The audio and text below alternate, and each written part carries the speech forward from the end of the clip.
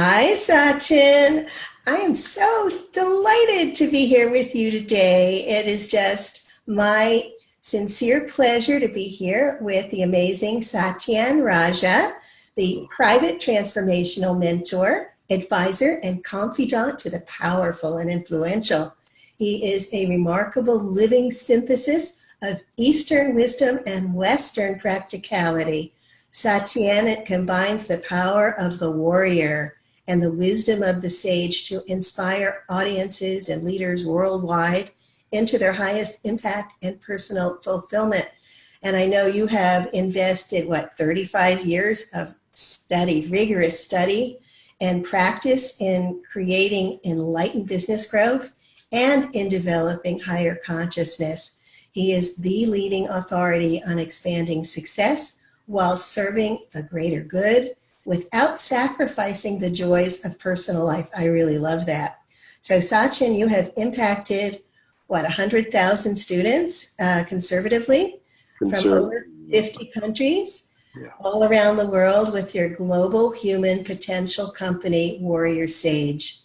And Satyen leads private one-on-one retreats for CEOs, high-impact individuals, executive teams, and he is a corporate cultural advisor and trainer for elite companies. His fearless and heartfelt style transforms your limitations into strengths and your life into peak existence. I'm really glad to have you here, Satyen. Oh, such a pleasure. I love you.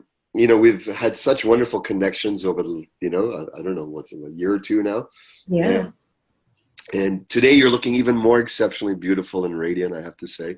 Oh my goodness. You have a heart of gold and a power of service. And I'm just really glad to be here and to be aligned with you and to be doing the great work. Well, I love the work that you're doing, and I would really love if you would tell our viewers how you work with the people that your clientele. And I've had the privilege of sitting in on one of your trainings, and it's just really so profound. And I do believe that you bring your people into a much deeper state of peace. The essence of this warrior sage philosophy is that we have within us a natural warrior. And the warrior for me is the part that's connected to our integrity, our impeccability. It's connected to our right dharma in the world. What are we meant to do? What are we supposed to do? What is the highest calling and mission and vision? And the warrior is the one within us that activates that, brings that out. Because we can have such great ideas, you know this, MarBeth. We can have a desire to make a difference, but unless we activate it and unless we bring it forth into life, it's just going to sit inside our own heart shelf. And actually, instead of causing peace, when we have a gift, an offering to give the world, we actually create dis-ease. We create a sense of alienation, loneliness. We create a sense of separation simply by staying and keeping our gifts within. So the warrior is that part that says, let's move forward. Let's bring ourselves out, even though it's scary, even though there's 101, 201, 1,001 reasons why you can't, you step forward anyways. That's really beautiful. And I know that you also are a martial artist, and you bring that into your work as well. And so how do you achieve peace through martial arts? That's the paradox. All the great Zen masters, philosophy, spiritual philosophy always has paradoxes. And this is why it's warrior and sage. I believe the sage within us is the part that's connected to love, the part that's eternal, timeless, always, never been hurt, doesn't need healing. That is the source of our wisdom, source of our truth, source of our magnificence, source of our magnanimousness in our service. So I believe these particular archetypes evoked and unified in ourselves, the warrior, as well as the sage, which is the wisdom keeper, the wise one within. When we have both of these fully active, living, breathing, energized in our system, in our psychology, in our body, in our mind, in our hearts, then what happens is that peace is generated. We become a vessel for peace. We become a vessel and a transmission for people finding their own peace, because we're finding and discovering and living and expressing and demonstrating what peace is for us. That creates a ripple, a transformation, and it creates a magnetism, a true magnetism when we're sitting in the heart of our own shining power and where we're meant to be in the world. So really, to me, it's our time now, more than any other time in history, to find what that magnificence is, to find our own unique signature of offering the gifts that we have in our life. And by living it fully, without recoil, without fear, without staying on the shelf any longer. Doing that, peace goes from a concept to an actualization, to a transmission, to a movement. Absolutely, and I know from having created this peace experiment, this world peace experiment, I feel like I've stepped into of course it's peace, but I've stepped into a greater place of inner peace because it just feels so aligned with my purpose. So I understand exactly what you're saying.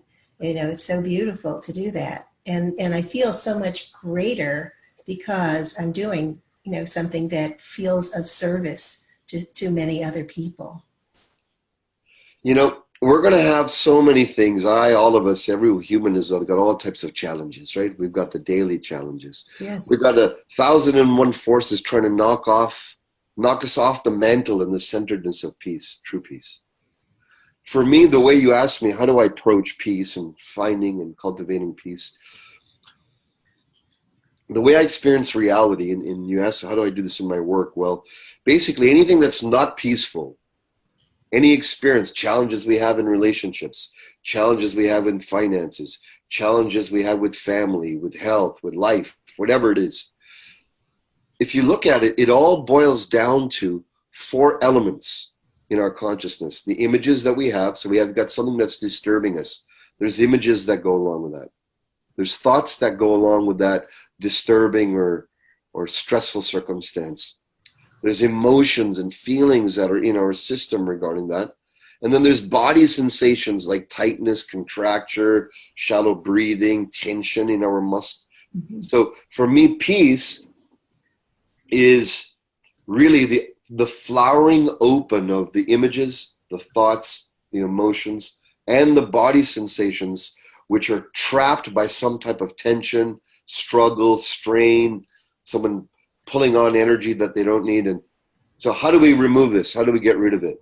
For me, the first step is finding peace is to take a look at, where am I investing my units of attention? Where is there things in the newspapers that are sucking my energy, that getting me riled up and upset and angry? Or it could be politicians, it could be economy, it could be environment. There's 10,001 reasons to not be at peace right now. Sure. And they're always glamoring and clamoring for our attention and our units of attention. And I believe that our attention right now that we have, this presencing that we're offering each other through listening or watching, that's our highest and most valuable commodity. So where we place this either generates deeper peace, or it creates more chaos and confusion and strife. So if the gas prices are going up and down and I'm fixated on the gas prices, there's nothing I can do about that. So how am I going to get peace by looking at the gas prices up and down all day long? It's only going to cause struggle. At the end of the year, if the 5 cents more, at the end of the year, it might cost $100, $200 more. It's much better that I take that energy, or maybe 500. If you're in a profession where you're like a driver, truck driver that needs that, then maybe a couple of thousand, it's a lot of money for some people. But if you take that energy that's going into the grumbling and into the strife, and you put it on, how can I make an extra $200, $2,000, $5,000 a year? And you put it on the creative element rather than the destructive element vying for our attention, then we become the master of our own equilibrium. I become, you become, we become the master of that by watching where our attention grows. Absolutely. I have to ask you this. Something came up. I was teaching my miracles class last night, a miracle mastermind, and I became conscious of the the general unconscious of the whole population. You know, this whole subset of unconsciousness that's all around us, and that there are elements there that are just raging. There's just so much rage under there.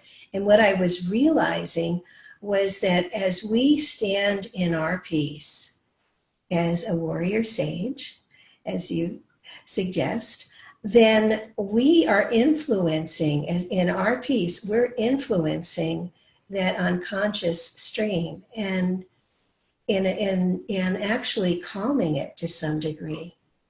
Exactly, So, right? yeah. Exactly. There's a lot of suffering in the world, in our neighborhood, next door, in our own household, in society, all the way around. And like I was sharing, these life problems, individual, local, to bigger problems, whatever they are, each of these problems have a Velcro to them. Yeah. They have a stickiness to them. Yeah. It brings our attention. When we're driving and an ambulance goes by or police car, woo, our attention, presence goes there. Everyone slows down. Everyone's heartbeat raises a little. Everyone feels there's a lack of peace. It feels a feeling of, you know, wow, and it draws and calls your attention because of that. So, Matt, what else has got the fire lights going on all the way around? The newspapers, the radio, the TV, the advertisements, the Facebook, this horrible, this, that, this and that. If you feed that, you will become the result of what you eat. If you're eating that, it's emotional, spiritual, psychological eating when your attention in that, and then your body, mind becomes the demonstration of the result of what you've been eating. Not just the food, but the mind, the emotions, the energy, the vibration. So the first thing that I like to do is remove myself. Where am I getting Velcroed? Where have I been Velcroed to some issue, concern, movement, for this, against that, especially if it's good people against something? That's a tricky one. That doesn't cause more peace. In fact, unconsciously in the long term, it causes more and more division and strife. Yeah, the Taoists, the ancient Taoists, the wisdom keepers of the old, they said, learn to unvelcro, unhook, lower the importance. Let these things just, doesn't mean be an idiot and a fool, just lower the importance on these things and then start bringing your attention on what moves you, what does bring you peace. So for me, it's a matter of being vigilant, right? And really being aware what makes me peaceful and what disturbs my peace, and just focusing on what is going to create greater peace for you. Exactly. Yeah. Exactly. And then from that peace, from the groundedness in peace, if there's some real issue to handle, some real life circumstance, personal or professional or big picture societal, it's from the peace that the deeper impact is made in huge waves. You know, Mahatma Gandhiji, even in the midst of terrible civil unrest in India, there was a time once a week that he would pull himself away and go into deep personal retreat and quietude.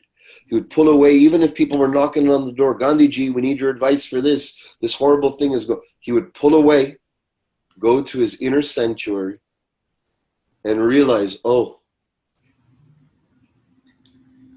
I must come to my own center of tranquility, connection with spirit, connection with soul. And then for the rest of the 6 days per week, he would go out and he would be sourced in the depth of this peace in which to influence the unrest, rather than be unrest, aiming to influence unrest. Well, when you're in a state of unrest, you're apt to make the wrong decisions. You're apt to do them for the wrong reasons. You're reacting rather than acting from that place of peaceful knowing the right act, what you need to be doing in the situation that's going to be more powerful, more purposeful, and to create greater peace, right? Exactly. Yeah, that's so beautiful. And I you're a love it. demonstration of this. And I'm you're a sorry. demonstration of this. Oh, thank you. I try, although I have to say that I don't always, not always as peaceful.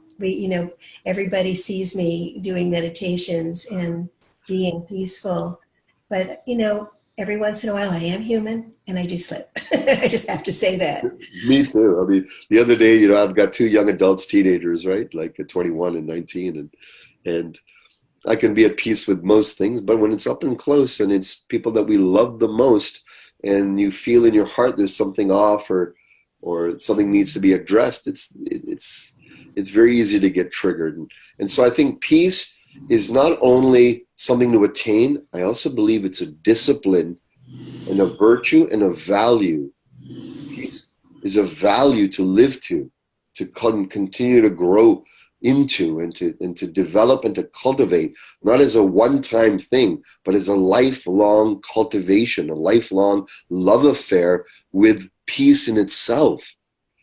Yes. When you see all the, there's so much out there in the success worlds of crushing it, making it, being somebody, and just even think of the term crushing it.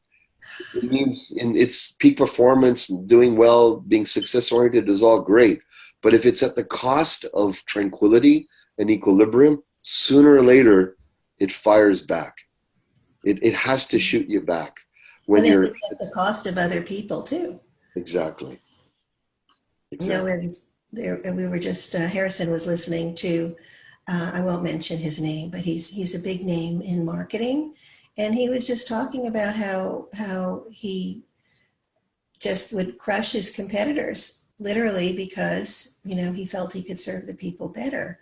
But it just didn't come from a place of love. It was really coming from a different place, from a very competitive place. And it bothered me because I like to come from I don't want to judge, but I Yes. like to come from a place of love. And I feel that with collaboration, which seems to be where things are happening more now, like with the Evolutionary Business Council that we're both involved with, things are coming from a place of collaboration rather than from competition. And I think that's really a higher place to be reacting from. Exactly. Higher and deeper and better for us. Mm-hmm. Yeah, and that way There was this everybody's there a was this winner. beautiful saying, I want to share this saying that I saw the other day. It's so beautiful. Um, a saint was asked, "What is anger?" He gave a beautiful answer. It is punishment we give to ourselves for somebody else's mistake. Oh, I love that. Yeah. So when I'm upset at someone, when I'm feeling angry, I'm like, someone else is doing something, but it's that I'm punishing myself for that.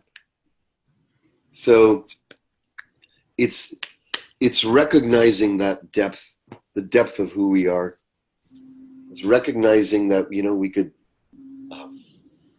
could always be more connected, and I believe that the universal solve is connection, contact.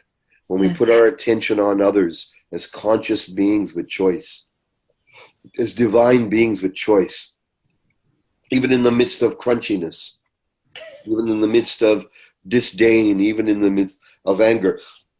Okay, let me find the little smidgen where I can actually see this other as a conscious spiritual being with choice, and just making that wave, that connection, then whatever content, whatever upset, whatever stuff is there, I believe will start to purify because the contact is there.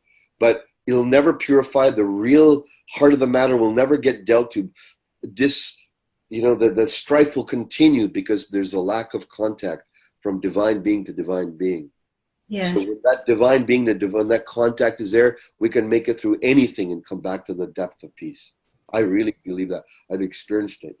Absolutely. To recognize the namaste, the divine in you, in me salutes the divine in you, and recognize that divinity, and also to take responsibility when we're angry. Is this something that's in me that I'm projecting on that other person?